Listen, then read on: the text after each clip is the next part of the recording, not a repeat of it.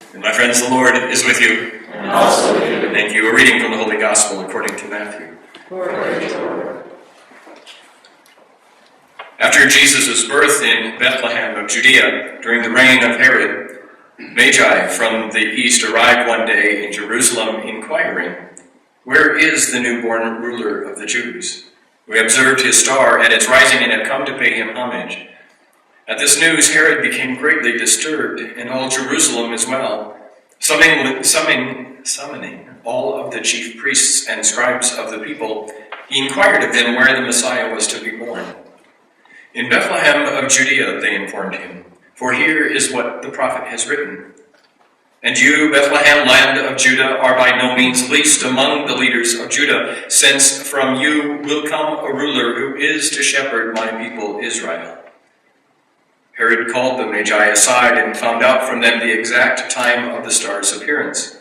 Then he sent them to Bethlehem, after having instructed them, "Go and get detailed information about the child. When you have found him, report it to me so that I may go and offer him homage too." After their audience with the ruler, they set out. The star, which they had observed at its rising, went ahead of them until it came to a standstill over the place where the child was. They were overjoyed at seeing the star, and upon entering the house found the child with Mary, his mother. They prostrated themselves and did homage. Then they opened their coffers and presented him with gifts of gold and frankincense and myrrh. They were warned in a dream not to return to Herod, so they went back to their countries by another route. My friends, the gospel of the Lord. You know, my friends, I actually love the Christmas season with all its stories and its symbols and all of its gatherings and its liturgies and its prayer. And I know for many others, it's a quite challenging time. And I get to the end of the season of Christmas, and I'm always left with this feeling like I've never quite gotten the stuff done that I had planned on doing. I don't know if you all feel that way. Like, I fully intended to write a Christmas letter for the bulletin. Then I fully intended to write a New Year's letter for the bulletin. And now it's January 4th. Just, you ever get that feeling like, I never quite got done what I intended to do. But, so I want to take just a little bit of a switch from that. Hold that thought, if you will, because I know that's an experience that not only mine, I think I shared with a couple ago. I want to have a little fun tonight and with the gospel. So we're going to do a little quiz. And so we have two rules. One is you have to raise your hand. Two is, and there's a prize that comes with every answer. Okay? There's a prize that comes with every answer, but you have to raise your hand. And if you answer it, you can't get called on again. Okay. So, how many wise men came to see Jesus? I gotta go with my top because she was the first answer. Okay. My writing is really bad. This is probably going to be for people who might be a little bit older, my age, or a little bit older. What were their names? Uh-oh, I saw it. Jan. Casper. Melchior. And Balthazar. Woo! Let's get it.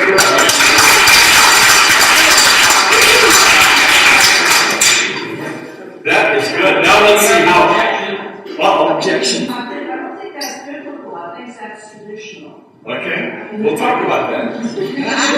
Let's try to figure out. Well, let's see how much you really know. Where were they from? The East. The East. There's three lines for a reason, but we'll settle for E. We'll do E, A. Here we go. Okay. Where did they find Jesus? In a house. Ooh, you're good. You listen. How many of you thought manger? Okay. Okay. It's always fun to have a little fun with the gospel and with liturgy, I think, as well, because it helps us to remember. If you remember last week, Reverend Colleen said that she liked to have fun with the manger scene, and I don't know if you all noticed, but they had a wedding here like last weekend, and all of a sudden the manger scene if you see it sitting over there in the corner, Jesus and everybody got relegated to the end of the pew. And they're not organized at all. Liturgically, that's not a very good sign. That should have been up front. Okay, sorry about that. So, except for her answer, all of these things, let me preface this. I used to love playing too with the manger scene. I used to steal baby Jesus, and my mom would just get royally ticked because I'd hide him, and then nobody would know where baby Jesus was. And then I took the Magi, and I would place them all around the house, right? We'd set up the manger scene for Christmas, usually for Sunday of Advent, and those poor guys would end up, and their camels would end up in the kitchen, and the living room, because, I said that they had to go on the journey. They had to get there. They couldn't be, they weren't there yet, so it wasn't true to the story. But, so they would eventually work themselves over to today, when they'd all show up in front of the manger. It was kind of fun. But what's really kind of cool about all of that is, it's what, in religious terms, we call religious imagination, right? It's kind of fun to let your minds play with those things, and Jen hit it right on the head. Except for her answer, none of this is biblical. None of this is really authentic. It's not based in Scripture at all. We have no clue, although I always wanted to name one of my sons Balthazar, just because I think it's a cool name. That has nothing to do. Nor does this. The Scripture that we heard tonight, Matthew is the only account. We got 3 synoptic Gospels, meaning the same line, right? Matthew is the only one who's got the account of the Magi. And sometimes it gets interpreted as astrologers, and sometimes it's got all wise men. But there's no number. We take the number from the gifts, don't we? It's the 3 gifts. That's what religious imagination does for us. It allows us to play with maybe some liturgical or maybe some real truths. But sometimes, if we allow ourselves to go with religious imagination, we get answers which are based in inauthenticity. It's not true. The kings, the 3 wise magi, we have no idea what their name is. Somebody came up with that. I'm sorry. There's nowhere in Scripture. That's a part of our religious tradition that we played with and allowed our minds to bounce off of. Really, my friends, I think if we're to be true to the Feast of Epiphany, the question that we might really be forced to ask ourselves today might be this: are we still seeking the truth, or have we settled for answers that are based on misguided religious imagination? Ouch. I know. But it's true. Are we still seeking the truth, or do we settle because we have decided this is the way it is?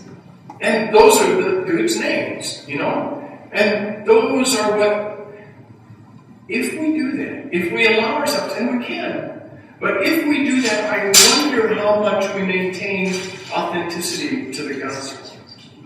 Because you see, there's one thing that Matthew, being the writer that Matthew was, in that school of thought that he came from, and the whole milieu of Matthew's writing, Matthew is very clear that what this whole Epiphany experience is, there's another word for it in Greek, it's called theophany instead of epiphany. It means how God is manifested, or beautiful manifestation of God. What Matthew is very clear about is that God reveals God's self to us in tons of different ways. And that's what's central to the story of the Magi. That, okay, you gotta grab a hold of this.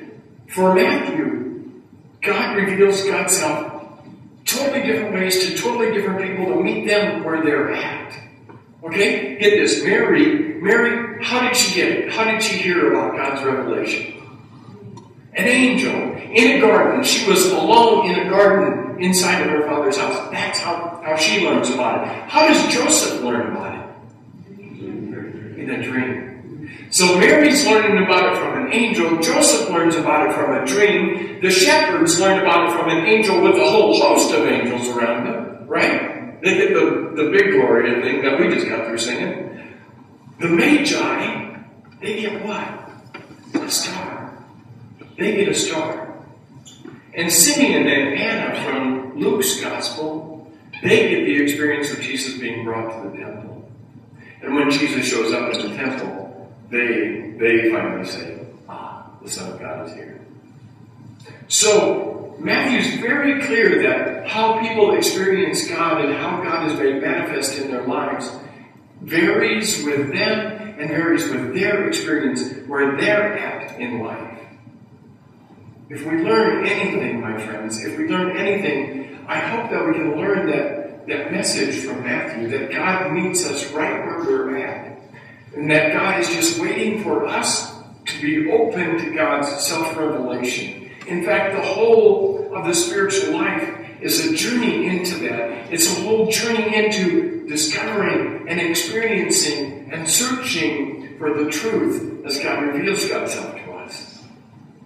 Whether that's our hectic schedules or the mundane moments of boredom or the silence of solitude. Every day, every moment, every experience contains within itself the fullness of God's revelation. Is that not phenomenal? Let me say that again. Every day, every moment, every experience contains within itself the fullness of God's self-revelation.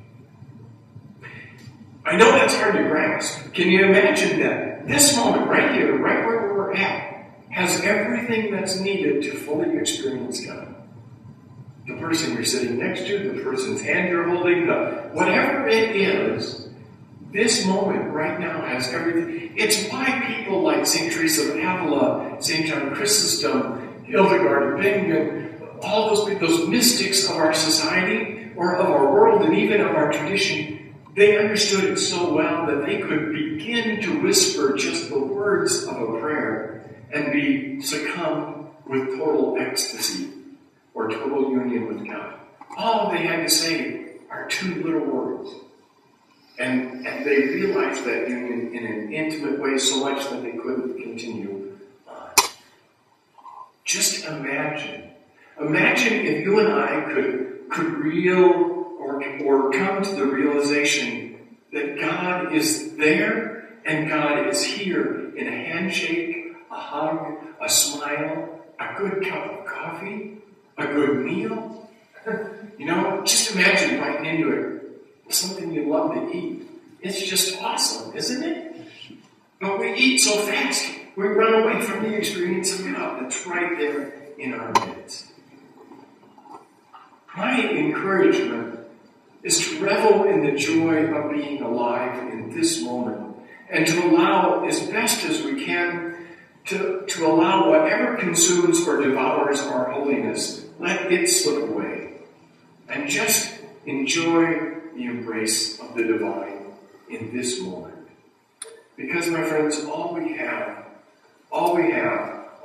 guaranteed in life is this moment.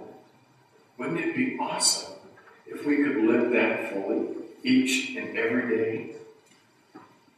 It's so challenging, and I was so wishing Avi was here. Because, when you look at the face of a baby and you tickle his chin or something, he has got the greatest smile. I'm not saying he's the incarnation, but when you get that experience of the divine and it just grabs your heart and you just know, oh, this is awesome. This is awesome. That's where God is. It's so challenging and it's so hard to do, and I understand the challenge because I live with it every day of my life. But just imagine, if you would, just imagine that Jesus is smiling at you right now. Just delighted in you. Just in who you are. Can your heart feel it? Because when it happens, you'll know that the star that you've been following has come to rest on the place, just like they did for the Magi.